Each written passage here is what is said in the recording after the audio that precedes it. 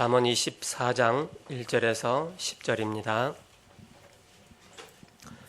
잠언 24장 1절에서 10절 한 절씩 교독하시겠습니다. 너는 악인의 형통함을 부러워하지 말며 그와 함께 있으려고 하지도 말지어다. 그들의 마음은 강포를 품고 그들의 입술은 재앙을 말함이니라.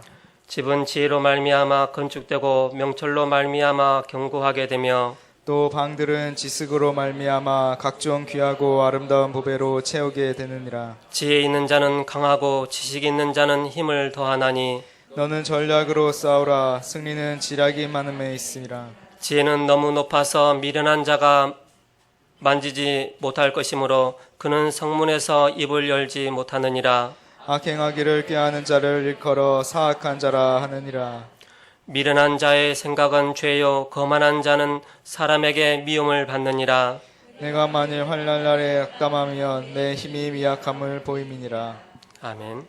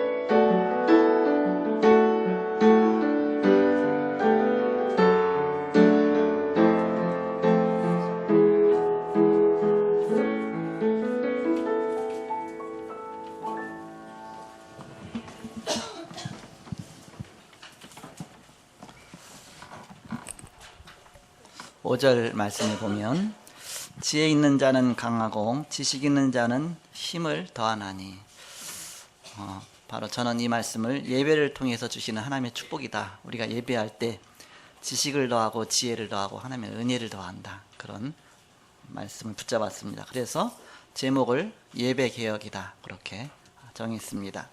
지난 주간에는 교회개혁이다 그런 말씀을 주셨습니다. 세상의 기준이 아니다. 교회는 천국 기준이다. 그러니까 세상적으로 판단하고 세상적으로 일하려고 하고 세상적으로 뭔가를 이렇게 세상적인 그게 아니다.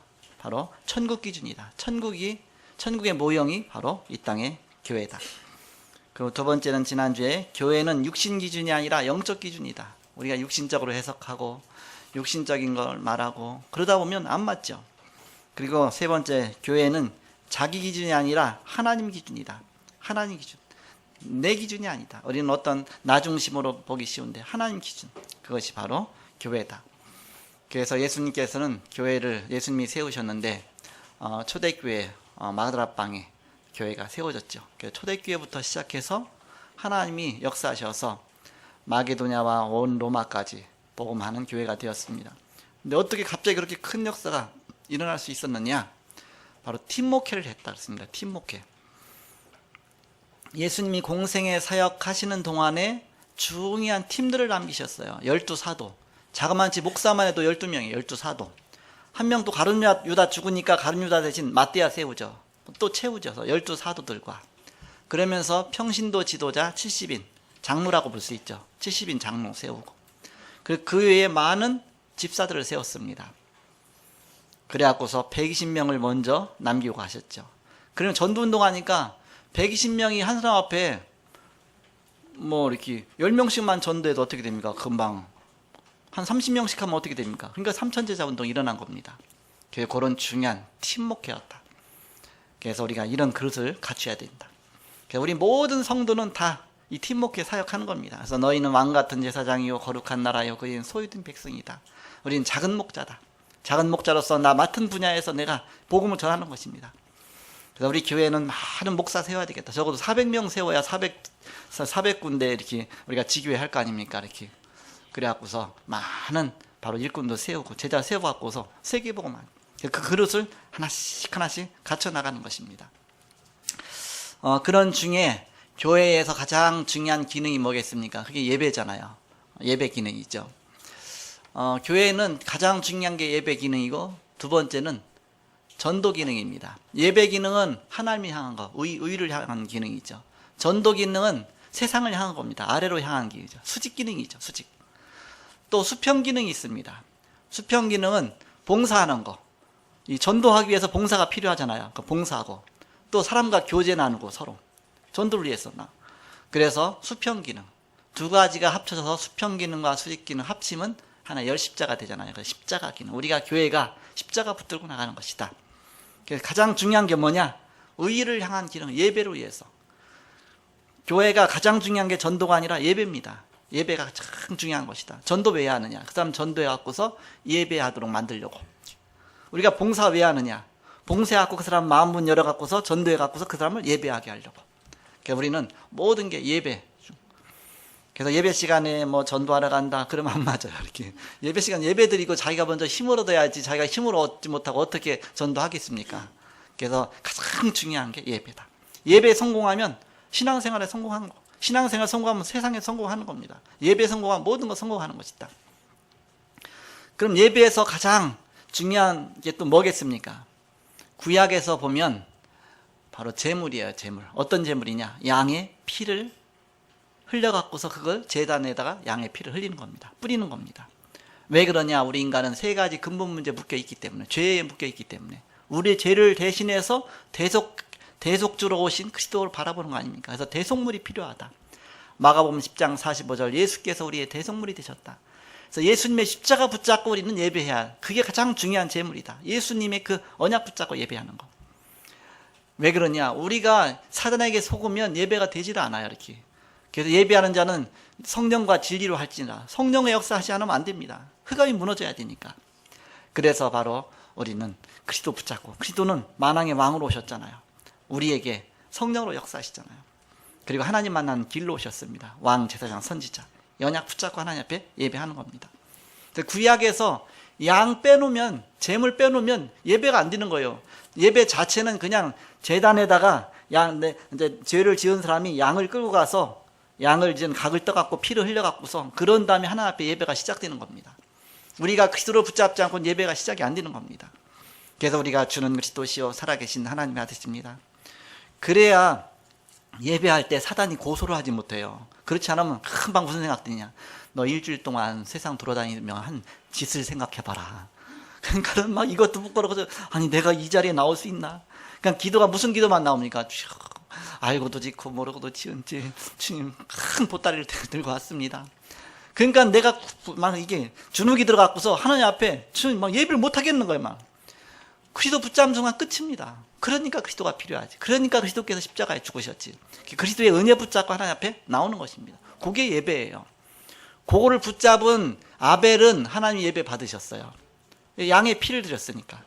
가인은 안 받으셨어요. 가인은 피제사 드린 게 아니라 자기 노력의 소산을 드린 겁니다. 곡식도 물론 소제라고 해서 필요해요. 근데 소제는 항상 바로 피의 제사가 번제가 필요한 번제, 쉽게 말하면 이렇게 추가적인 예배입니다. 먼저 번제를 드리면서 소제는 거기다 같이 곁들여서 드리는 예배입니다. 전제라든지 소제라든지. 그래서 소제는 가루를 드리는 곡식 가루를 드리고 하는 거잖아요. 그런데 가인은 먼저 양의 피로 하나님 앞에 예배 드리고 나서 곡식 제사를 드렸으면 하나님 받으시는 겁니다. 우리가 쉽게 말하면 물질로 헌금도 하잖아요. 막 감사의 헌금을 하잖아요. 하나님이 안 받으시는 헌금이 있어요. 우리가 구원의 확신도 없고 하나님 자녀도 그 상관이 없이 하나님 앞에 아무리 헌신하면 그게 무슨 하나님 앞에 상달이 되겠습니까? 그래서 우리는 가장 중요한 나와 하나님과의 관계가 먼저 회복돼야 나머지가 다 회복되는 거예요. 그래서 예배가 회복돼야 된다. 예배. 그건 하나님과의 관계, 그리스도의 비밀이 먼저 회복돼야 되는 것이죠. 그래서 서론적으로 최고의 지혜 되신 그리스도를 알 때 오는 축복이 있습니다. 이 그리스도를 알 때 우리에게 오는 축복이 있다. 베드로가 어떤 축복을 받았습니까? 베드로가 마태복음 16장 13에서 20절에 보니까 예수님 물었잖아요. 어느 날 사람들이 나를 누구라 하느냐 너희는 나를 누구라 하느냐. 시몬 베드로가 대답하여 가로되 주는 그리스도시요 살아계신 하나님의 아들이십니다. 고백하죠. 예수님 당신은 구약에 오리라 하시던 그리스도시요 살아계신 하나님의 아들이십니다. 그 고백하자마자 바요나 시몬아 네가 복이 있구나. 이것을 내게 알게 하는 혈육이 아니요 하늘에 계신 내 아버지냐. 내가 이 반석 위에 내 교회를 세울 것이다. 자, 내 반석 위에 내 교회를. 이 반석 위에. 이 반석이 어떤 반석이에요? 베드로를 말했는데 베드로를 뭐라 하냐. 너는 베드로라. 원래 베드로가 아니에요. 시몬이의 이름이. 그런데 너는 베드로라 그랬어요. 너는 반석이다 그랬습니다. 이름이 원래 반석이 아닌데 왜 반석이라고 했냐. 그리스도를 고백했기 때문에. 그리스도의 언약을 붙잡았기 때문에. 그럼 너는 반석처럼 튼튼한 신앙이다. 너 지금부터는. 내가 이 반석 위에 내 교회를 세울 것이다. 음부의 권세가 너를 이기지 못할 것이다. 천국 열쇠를 내게 줄 것이다. 세 가지 축복 주셨잖아요. 교회에 세우는 축복, 음부의 권세가 이기지 못하는 축복, 흑암 권세가 무너지는 것이죠. 그러면서 천국 열쇠를 내게 주겠다 그랬죠. 그래서 예배할 때 우리가 너무 좋고 막 힘을 얻고 그렇게 나가면 가장 정상적입니다. 근데 예배했는데 시험 들고 예배했는데 뭔가 막 갈등 느끼고 그러면 한 주간 동안 너무너무 힘든 겁니다.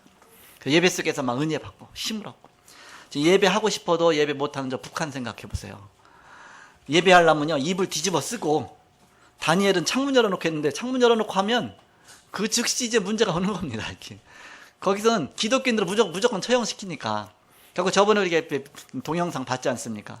거기 보니까 마음이 아프더라고요. 어떤 할머니가 이제 할머니가 된 거예요. 벌써 이제는. 그래갖고서 입을 뒤집어 쓰고 그 속에서 이제 엎드려서 기도하는 겁니다. 근데 그걸 또 짓궂게 그 안에 가서 카메라 찍었어. 그 입을 속에다 그 찍었다는 얘기 아닌가 누가 이렇게. 그게 이제는 공개됐잖아요. 이렇게 방송에도 나오고 그랬는데 거기에 뭐라 기도하냐. 주여 아버지도 아니야. 아바지 그러잖아요. 아바지 그러잖아요. 그러면서 지금은 살얼음판입니다. 막 살얼음판입니다. 그래서 아바지. 그래서 막 예배 드리면서 기도하면서 하나님께서 빨리 이게 문을 열어달라고 하고 막 기도하지요. 그러면서 그거 보면서 기도하고 하는 저렇게 힘들게 중국 같은 데도 완전히 개방이 아직 다 안 됐기 때문에 마음 놓고 할 수가 없어요. 이렇게 막 전도도 마음 놓고 할 수가 없죠. 이렇게. 중국에는요 주일학교가 없습니다.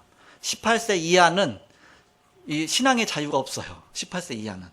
그래갖고서 주일학교가 존재하지를 못해. 법적으로 주일학교가 안 되게 돼 있어. 18세 이하는. 그러니까 랩런트 사역을 못해 거기는. 물론 이제는 이 지하 교회에서 이게 몰래 하죠. 지하 교회는 그런 거 다 무시하고 몰래 하죠. 그러다 이제 적발되면 이제는 쫓겨났죠. 이렇게. 그러니까 우리 애들이 중국에서 유학할 때 자기가 있던 아파트가 지하 교회야. 그래갖고 주일날 되면 한 30여 명이 몰래 싹 모여갖고서 그러면 애들은 또 일찍 일어나고 또 이제 의자 딱 준비하고 아파트 안에다가 30개 의자 딱 깔아놓고 거기서 이제는 누가 또 키보드 준비해갖고서 반주하고 거기서 찬양하고 예배하고 그렇게 해서 예배 드리고서 또 싹 빠져나가고 도망가. 이제 발각 뛰면 이제 문제가 오는 겁니다. 그런 지하 교회가 어마어마하게 많은 겁니다. 그래서 예배하고 싶어도 못하는 사람이 많다. 저 모슬렘 건도 마찬가지입니다. 거기는 예수 믿는다고 하면 막 테러를 가하니까 우리가 이 편안하게 예배할 수 있다는 게 얼마나 귀중하냐. 우리가 예배해야 또 힘을 얻고 또 세상에 나가서 또 승리하게 됩니다.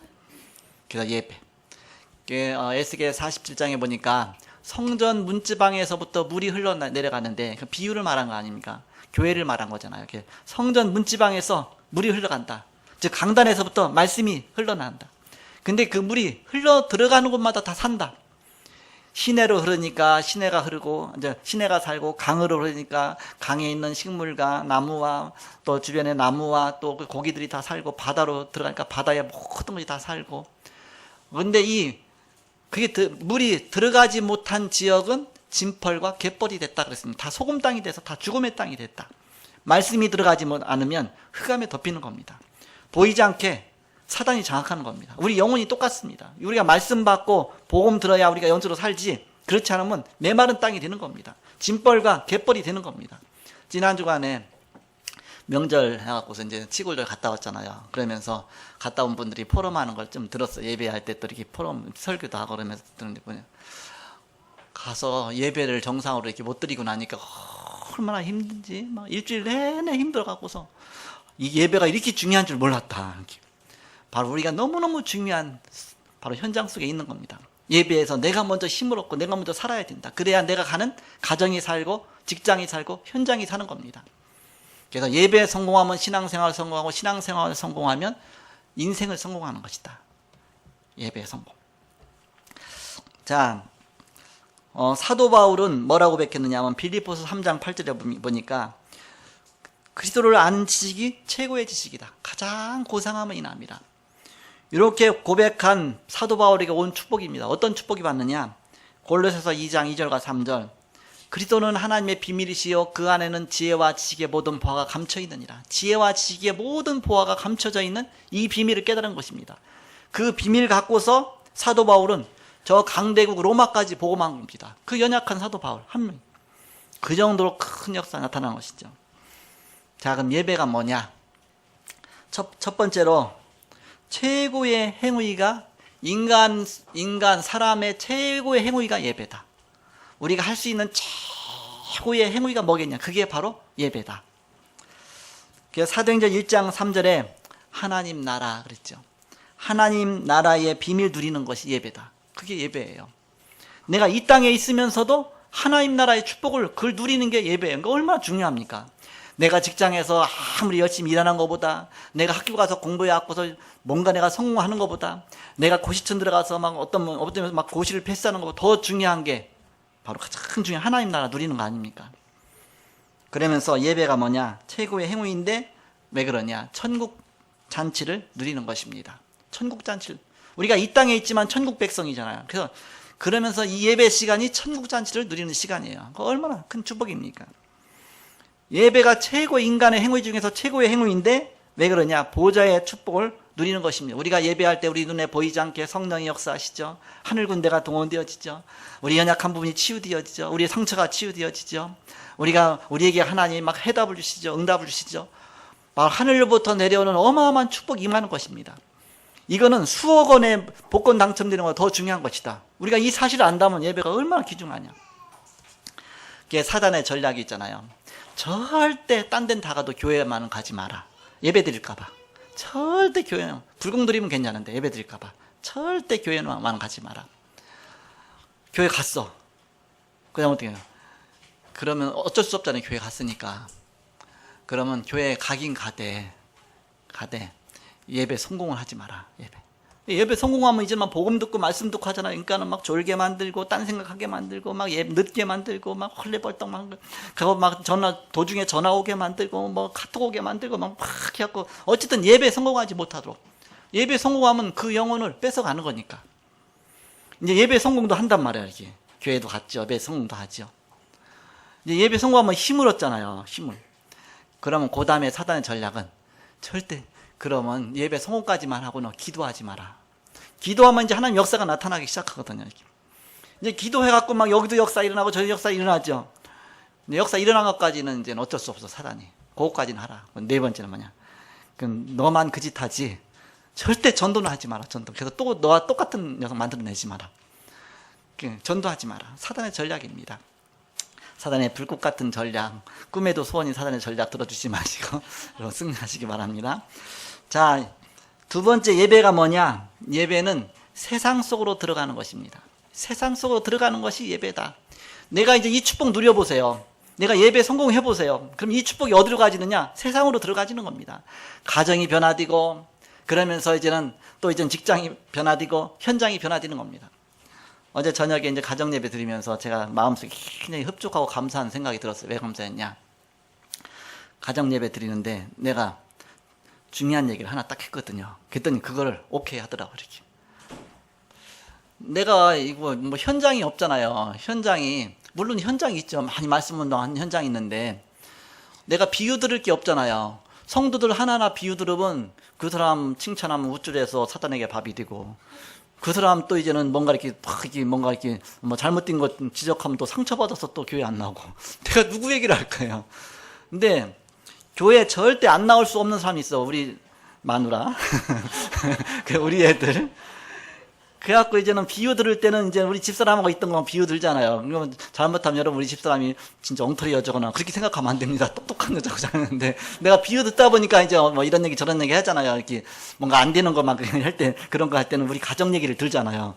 그렇다고 그대로 저기 하면 안 됩니다. 이렇게. 그것밖에 없으니까 현장이. 그렇게 하면 우리 집사람이 툭 토라져 갖고서 절대 내 얘기 하지 말고 그랬잖아요. 이렇게 만약에 이렇게. 근데 우리 집사람하고 얘기는 별 많지 않잖아요. 이렇게 우리 자녀들하고 많지. 우리 자녀들 얘기하면 또 자녀들이 시험 들잖아요. 근데 이제 지난 주간에 우리 자녀들 얘기했다고 또 막 얘기하는 거야. 이렇게. 왜 아빠 우리 얘기야? 그렇게. 그래서 무슨 얘기했지? 난 얘기한 줄씩 까먹었는데 이렇게. 그래갖고서 야, 내가 현장이 어딨냐? 너희들밖에 더 현장이 가정밖에. 자, 그러면 우리 청년들 얘기하면 청년 상처받으면 교회 안 나올 텐데 또 이제는 뭐 내가 누굴 얘기하겠냐? 이렇게. 그랬더니 그래, 그럼 얘기해도 돼요. 그런 거죠. 그래서 야, 드디어 이제 내 말을 이해하기 시작했구나. 가정 예배. 그 오랜만에 가정 예배 계속 하는 중에 이제는 이걸 깨달았구나, 이렇게. 그래갖고서 이제 자유스러워졌어요. 자유스럽게. 이 가정 예배 얘기해도 돼, 이제는 얘기해도 되고. 그래서 용서해준다고 그랬거든. 이제 그 메시지 듣다 보니까 아빠가 메시지 전하는 거 보니까는 미안하지만 내가 이렇게 했긴. 그래서 이제 비유를 들어가면서 미안하다고 얘기하면서 먼저 얘기를 했거든요. 그랬더니 미안하다고 했기 때문에 용서해 주는데 근데 여기서 얘기하면 된대. 미안하다고 여기서 가정 예배 드릴 때 얘기하면 된대. 그래서 이제 해결됐다. 그래서 잘못했다고 얘기하면 되니까 거기에서 이렇게. 너무 이제 저는 이제 어렸을 때 얘기하잖아요. 어렸을 때는 뭐예요? 우리 이제는 우리 형제들 얘기잖아요. 왜 살아있는 사람이 형제밖에 없으니까. 그러면 생각나는 게 어렸을 때 잘할 때 얘기하고 이렇게 뭐 내 얘기만 하다가도 또 내 형제 얘기 같이 하잖아요. 또 이제는 한참 지난 다음에 명절 때고 언제 뭐 수치를 잘 안 만나니까 명절 때 어떻게 만났잖아요. 근데 어떻게 얘기하다가 이제는 또 막 그런 얘기 나오잖아요. 옛날 얘기 하다 보면 내가 기억되는 대로 얘기하면 아니 그게 아니고 그때 너가 잘못 기억한 거야 그게. 그래도 이렇게 해서 이런 일이라서 그랬나? 그럼 내가 메시지 옛날에 얘기할 때 잘못 얘기했는데 잘못 얘기했지만 내가 아무 말 안 했다고 얘기하더라고요. 이렇게 해서 그 말하면 또 내가 뭐 주눅 들잖아 이렇게. 그래서 내가 용감하게 잘못된 얘기도 막 합니다. 이렇게 잘못한 거 이해를 해주는 거죠 이렇게. 그래서 바로 예배가 가장 중요한데 어디로 갖고 들어간 거냐? 가정으로, 현장으로, 직장으로. 그래서 가정 예배가 살고, 직장 예배가 살고, 직장에서 막 신우회가 생겨나고, 또 말씀 운동이 곳곳마다 일어나고, 가정 속에서 막 다락방 운동이 일어나고, 이 예배가 이제 그 속까지 들어가는 거예요. 현장 속으로, 세상 속으로 들어가는 것이다. 그래서 우리는 그 속에서 증인이 되는 겁니다. 어떤 증인이 되느냐? 로마서 12장 1절 3절. 그러므로 하나님이 기뻐하신 너희를 거룩한 산제사로 드려라. 하나님의 기뻐하신 거룩한 산제사로 드려라. 우리가 살아있는 제사잖아요. 원래 제사는요, 목 자르고 팔다리 다 자르고서 다 배 가르고 도막 내갖고서 각을 떠갖고서 번제로 드리는 거거든요. 우리 그렇게 하면 그럼 우리 끝이잖아요. 그러니까 그렇게 드릴 수는 없고 산제사로 드려라. 우리가 살아있지만 제물처럼 하나님 복음 위에서 우리 자신을 드려라. 직장 생활하는 이유도, 가정 생활하는 이유도, 결혼하는 이유도, 내가 일하는 이유도 바로 나를 거룩한 산제사로 하나님 앞에 드리는 것이다. 내가 증인으로서 이 세상 속으로 들어가는 것입니다. 그것이 바로 예배다. 그래서 강단 예배 성공의 증인이 되는 겁니다. 내가 은혜 받은 것, 그 은혜 갖고 현장 속에 가서 증인이 되는 것입니다. 그래서 사도행전 2장 42절에 보니까 그들이 사도의 가르침을 받아 강단 메시지 받았다, 성공했다 그 얘기죠. 그러면서 서로 교제하며 그 말씀 갖고 서로 포럼을 나눈 겁니다. 떡을 떼며 성찬이잖아요. 성찬과 애찬. 그러니까 예배에 성공했다 얘기죠. 그러면서 기도하기를 전혀 힘씁니다. 그래서 우리는 바로 그 강단 예배 먼저 성공하라. 그러면서 사도행전 5장 42절에 보니까 초대교회에서 저희가 날마다 그랬습니다. 날마다 성전에 있든지 집에 있든지 예수는 그리스도라고 가르치기와 전도하기를 쉬지 아니하니라. 성전에서, 집에서, 현장에서 예수님의 증인으로서 그 예배의 축복을 누리게 된 것입니다.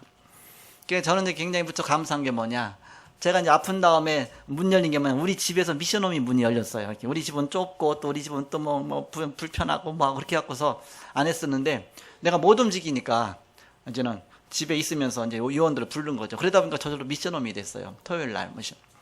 그러니까 이제 요원들이 모이지, 일꾼들이 뭐 오잖아요. 그러면 메시지 전하면서 난 그 시간, 그날은 신나는 날이야. 이렇게. 얼마나 좋은지 몰라요. 우리 집사람은 그날은 완전히 허리 부러지는 날이야. 이렇게. 점심에 먹여야죠. 이제 하다 너무 힘드니까 나중엔 김밥 싸갖고 하고, 김밥 하더라도 또 과일 하죠. 근데 기쁨으로 하죠. 이렇게. 막 청소하고 뭐 하고, 내가 안 하던 청소도 막 하고, 막 그렇게. 그러니까 내가 많이 달라졌죠. 우리 집사람 보기에도.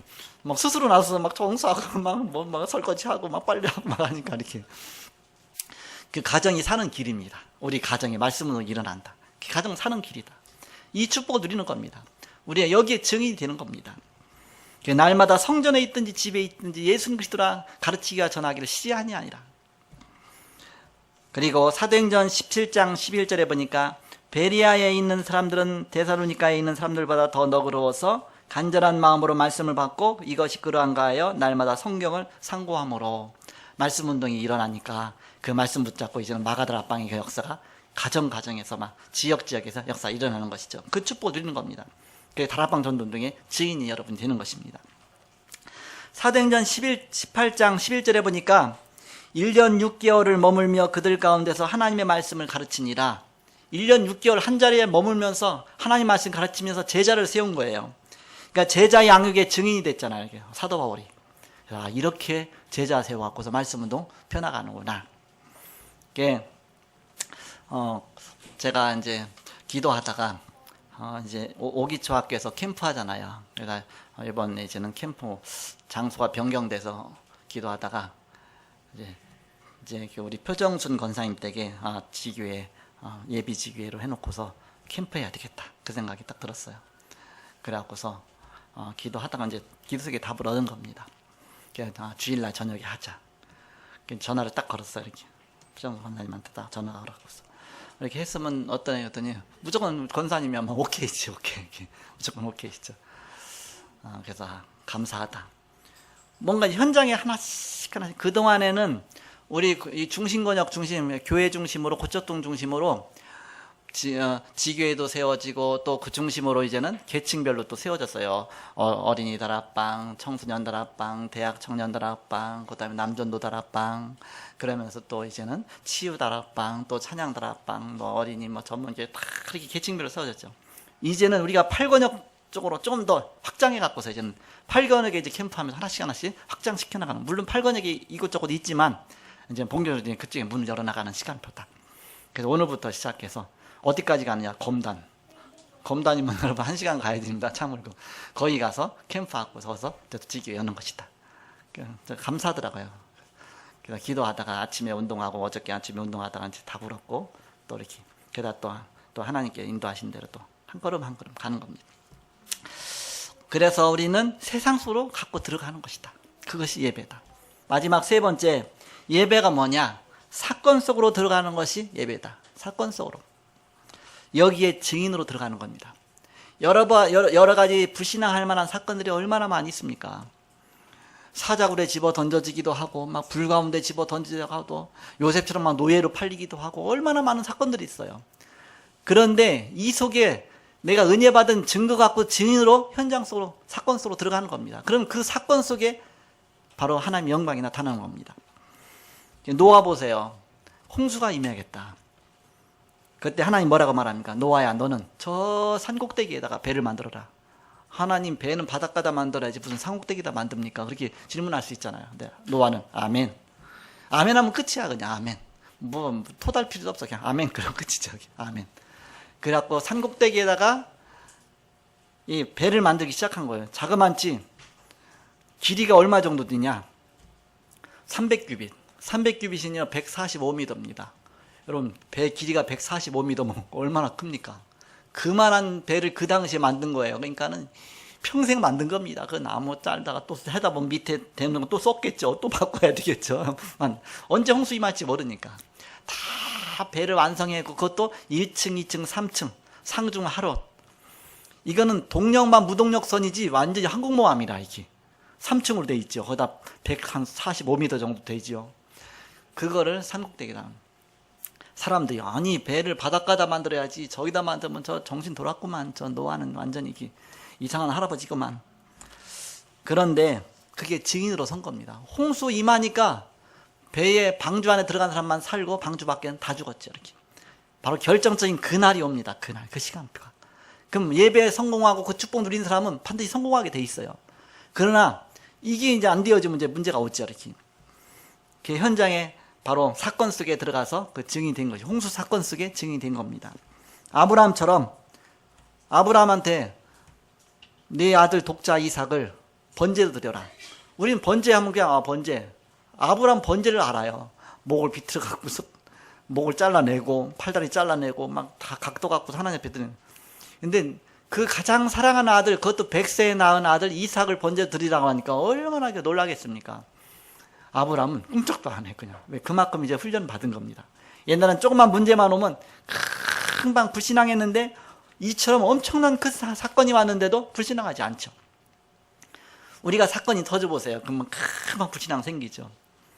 제가 자꾸 이게 하나님이 간증거리를 주신 거 아닙니까? 제가 이제는 갑자기 이제는 아침에 딱 일어나는데 이제 뇌출혈이 왔잖아요. 그래서 사건이잖아요. 거기서 엄청나게 불신앙 생길 수 있잖아요. 이렇게. 근데 그 속에서 많은 응답을 찾아내고, 그래갖고 벌써 이렇게 또 뭐 단에 서갖고서 탁, 야, 하나님 은혜다. 내가 많이 들어봤잖아요. 이렇게 했더니, 인생 끝이잖아. 내가 몰랐지. 뭔지도 몰랐지. 나중에 보니까 의사가 뇌출혈이 왔어요. 뇌경색도 2번이나 맞았어. 그런데, 나도 모르게 깜짝 놀란 거 있죠. 근데 난 팔다리 사지가 멀쩡한데, 이상하네. 그러면서 막 흔들어 보고 이렇게. 근데 다행히도 조금 왔습니다. 조금. 그래갖고서, 좀 입원하고, 얼마 정도 입원하고서 이렇게 퇴원하고 해서 좀 이렇게 요양하라고. 근데 이제 그 얘기 듣고 나니까 너무 충격되면서, 이제 그 전에 벌써 막 어지럽고 막 하면서 이게 막 검사하러 다니고 할 때, 그때 계속 기도하면서 호흡 기도하면요, 혈압이 착 떨어져요. 이렇게. 호흡 기도하면 혈압이 제가 20까지 떨어지더라고요. 제가 이렇게 호흡을 딱 멈추고서 해보니까. 그러니까 혈압이 밑으로 착 떨어지니까 이 폐가 새는 부분 같은 게 이게 멈춰지잖아요. 이렇게. 이게 혈압이 높아서 생 거니까. 혈압이 높아갖고 이게 생 거거든요. 지금. 그런데 막 호흡기도 하면서 근데 그 속에 하나님 많은 답을 주시고, 많은 이렇게, 내가 지금까지 살아온 거와 또 앞으로 어떻게 하나님 앞에 정말 나의 삶을 거룩한 산으로 하나님 앞에 드려야 될지. 그런 사건을 다 응답으로 바꾸는 겁니다. 그걸 갖고 증인으로 들어가는 것입니다. 어떤 문제가 와도 상관없다. 다니엘처럼 사자굴에 들어가도 상관없다. 왜냐? 그리스도가 나와 함께 하시면 하나님의 계획이 이루어지는 거니까. 그래서 아브라함이 이삭을 번제로 드리려고 실제 이삭을 꽁꽁 묶어놓고 칼을 찌르려고 하는데 하나님이 얼마나 급했던지 아브라함 하늘에서 소리가 나왔고 네 독자 이삭에게 손을 대지 말라. 그러면서 이제 독자 이삭을 풀어줬잖아요. 딱 보니까 풀어주다 보니까 뒤에 수양이 나무에 걸려 있거든. 막 풀숲에. 하나님이 이 수양을 왜 아브라함은 뭐 하나님 앞에 예배하려면 뭔가 번제를 드려야 되는데 양이 준비 안 됐잖아요. 그러니까 그 수양을 갖다가 이제는 그야말로 하던 대로 목 따갖고서 딱 드린 거예요. 그러면서 수양이 죽는 모습을 보면서 아브라함과 이삭하고 부둥켜 안고서 막 엉엉 울면서 어떻게 그거 보면서 야, 네가 저렇게 죽어야 되는데 지금 수양이 대신 죽는구나. 그러면 뭘 생각했겠어요? 수양의 고마움, 수양의 대신 피 흘리심. 그러면서 거기서 나온 고백이 뭐예요? 하나님이 다 준비해놨구나. 여호와 이래. 수양을 준비했지만 더 멀리 바라본 겁니다. 예수 그리스도를 준비해 놓으셨구나. 우리 구원을 위해서 예수를 준비해 놓으셨구나. 그래서 우리는 이 처참한 광경 속에서 구원받는 길은 예수 그리스도밖에 없구나. 오직 보혈의 피, 그리스도. 이 언약을 깨닫게 되는 것이죠. 그래서 여호와 이래. 여호와 이래 진정한 뜻은 그리스도를 준비했다 그 얘기입니다. 그 수양이야 뭐 얼마나 양이 많아요. 한 마리 끌고 가면 되는데. 그래서 우리에게 메시아를 준비해서 우리의 구원을 준비해 놓으셨다. 우리가 철저하게 망해야 되는데 하나님은 이 복음을 준비하셨다. 나를 향한 하나님의 축복이죠. 그래서 사건 속에서 우리는 이 증인으로 서는 겁니다. 예배 회복 누리고 예배 축복 누리면 자연히 사건 속에 응답이 나타나게 돼 있습니다. 그게 몇 번 체험하다 보면 예배가 너무너무 중요하구나. 내가 영적으로 살게 되죠. 그러면서 개인 요셉도 마찬가지잖아요. 요셉이 노예로 팔려가고 누명 쓰고 감옥에 들어가고 그랬지만 나중에 보니까 그게 다 하나님이 요셉을 총리 만들기 위한 길이었어요. 그러면서 이제 형들이 다 와갖고 이제는 엎드려갖고서 제발 살려달라. 형 요셉을 팔아서 내가 팔았으므로 그러잖아요. 팔아갖고서 막 이제는 우리를 살려달라 막 그러잖아요. 그때 요셉이 뭐라고 말합니까? 형님들, 내가 형님들이 나를 팔았다고 근심하지 마소서, 한탄하지 마소서. 형님들이 나를 판 것이 아니라 하나님이 형님들의 손을 빌어서 나를 앞서 보내신 것입니다. 우리 가정 살리고 애굽 살리고 전 세계 살리려고 기근이 올 것인데 여기 대처하라고 하나님이 나를 먼저 보내신 겁니다. 바로 분명한 답을 주잖아요. 거기 사건에 대한 증인으로 서죠. 우리는 이 복음과 언약 붙잡고 있으면 어떤 사건이 와도 그 속에 증인으로 서게 되는 것입니다. 하나님 이렇게 역사하셨네. 이게 응답이었네. 그래서 제가 그때 말했죠.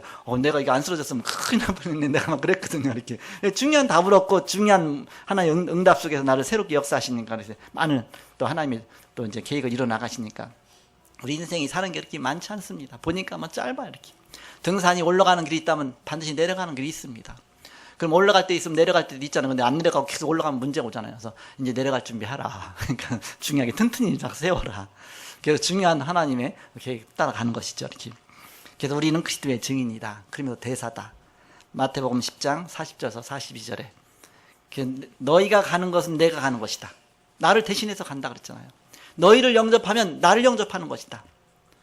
그러니까 우리가 전도자가 갈 때 우리를 영접하면 예수들 그가 영접한 거나 똑같이 그 축복 주시겠다 그 얘기입니다. 그러니까 우리가 얼마나 그 축복을 갖고 가는 겁니다. 축복의 근원으로 가는 겁니다. 대사로서 그리스도의 대사로서 가는 겁니다. 마태복음 10장 40절 42절에 자 결론적으로 이때 오는 축복이 있습니다. 그것이 오늘 본문 내용은 바로 이때 오는 축복에 대해서 설명한 내용이다. 우리가 그렇게 저는 적용을 했습니다. 1절에 보니까 너는 악인의 형통함을 부러워하지 말며 그와 함께 있으려고도 하지 말지어다. 악인 형통을 부러워하지 않아. 얼마나 우리가 옛날에 복음 모를 때는 악인의 형통을 부러워합니까? 나도 저렇게 잘 살았으면, 나도 저렇게 돈이 많았으면. 하나님 자녀된 축복은 바로 이 정체성이 있기 때문에 하늘나라의 배경 갖고 누리기 때문에 그런 거 부럽지 않다. 부럽지 않다. 그리스도가 내 안에 있는 게 최고의 축복이지 세상 부럽지 않다. 그 애양원이라고 저 여수에 거기 가보면 전쪽에 가면 애양원이 있어요. 손양원 목사님이 이게 옛날에 개척한 교회예요. 그러면 그 옆에 그 손양원 목사님 교회가 있고 애양원 교회가 있고 그 옆에 보면 노인들이 살고 있는 이렇게 뭐 있어요. 이렇게 그래서 거기 보면 애양원 그랬거든요. 사랑으로 양육하도록 우리 기른다 이렇게 해서 노인들이 거기 있는데 그분들은 다 이 나환자들입니다. 나환자들인데 이제는 이게 치료된 사람들이니까 손가락도 빠지고 눈도 빠지고 다 장님이고 그때 보니까 한 40여 명이 있더라고요. 이제 지금 다 돌아가셔서 한 명도 안 남았어요. 이렇게 40여 명이 있는데 그들이 예배 드리면서 손이 다 이제 물렁물렁한 다 떨어져 나갔고 손이 이제는 여기 손목까지 다 떨어져 나가 그래갖고 이 몽둥이밖에 없어 2개밖에. 그런데 찬송하잖아요. 이거 갖고 이제 손목 갖고 또 이게 팔 갖고 치는 거예요. 그래서 막 박수를 치는 거예요. 이렇게 그러니까 착착 소리가 나죠. 이렇게. 근데 한두 명이라고 40명이 막 치면서 세상 사람 날 부러워 아니하여도 나도 역시 세상 사람 부럽지 않아. 뭐 루이 14세가 부럽지 않아. 그러면서 막 하나님 앞에 찬양하는데 야, 이 몽둥이 갖고 치면서 야, 저들 정체성을 알고 있구나. 하나님 자녀. 이 땅에 잠시 있다가 지금 다 천국에 가서 하나님 보좌의 축복 누리고 있겠지요. 이렇게. 바로 그런 축복. 우리가 세상이 뭐 부럽겠냐. 하나님 자녀인데. 그 말씀하는 거 2절에 보니까 그들의 마음은 세상의 마음이죠. 세상 사람들의. 그들의 마음은 강포를 품고 그들의 입술은 재앙을 말함이니라. 그건 세상 사람의 정체성이잖아요. 세상 사람은 그 가운데 바로 그 재앙 속에서 강포 속에 살고 있다. 우리가 그 가운데 같이 살 이유가 없잖아요. 그러니까 그게 부럽지 않은 것이죠. 3절에 집은 지혜로 말미암아 건축되고 명철로 말미암아 견고하게 되며 또 방들은 지식으로 말미암아 각종 귀하고 아름다운 보배로 채우게 되느니라. 즉 영적인 지혜를 얻을 때 주시는 축복입니다. 영적인 축복이 가득 방마다 가득 찬다 이렇게. 그리고 5절에 보니까 지혜 있는 자는 강하고 지식 있는 자는 힘을 더하나니 바로 예배를 통해서 점점 주시는 강해지고 더해진 그런 축복이 온다. 6절에 너는 전략으로 싸우라. 승리는 지략이 많음에 있느니라. 우리가 예배할 때 하나님이 지혜를 주십니다. 막 깨닫게 하십니다. 우리가 영적으로 회복될 때 승리의 축복을 누릴 수밖에 없는 이유가 거기에 있다. 7절에 지혜는 너무 높아서 미련한 자가 미치지 못할 것이므로 그는 성문에서 입을 열지 못하느니라. 즉 세상 사람이 따라올 수 없는 그런 최고의 지혜를 너희가 주실 것이다. 7절까지. 나머지 8절, 9절도 다 불신자의 그 정체성이고 이제 우리가 그러기 때문에 바로 우리가 영적으로 축복 누리면 그 안에 다 있는 것이죠. 자, 말씀을 마치겠습니다. 우리가 예배만 회복되어도 그리스도는 우리의 모든 문제 해결자라는 사실을 점점 알게 되고 깨닫게 될 것입니다. 점점 그리스도의 비밀 속으로 들어가게 될 것입니다. 그리고 그 응답을 누리게 될 것입니다. 그래서 여러분 예배 개혁의 축복을 누리시는 여러분 되시기를 주님의 이름으로 축원합니다. 기도하겠습니다. 하나님 감사합니다. 오늘도 귀한 예배 속에 저를 있게 하심을 감사합니다. 우리의 발걸음을 인도하시고 우리 인생을 인도하시며 우리 미래를 아시고 인도하시는 주님을 찬양합니다. 날마다 그리스도께서 우리 인생의 주인 되셔서 우리를 인도하시고 역사하시며 우리는 양이요 주님은 목자요 목자 되신 그리스도를 따라가게 하여 주옵소서. 최고의 예배의 축복을 바로 강단에서 누리게 하시고 가는 현장 속에서 누리게 하시고 사건 속에서 누리게 하여 주옵소서. 주 예수 그리스도의 이름으로 기도하옵나이다. 아멘.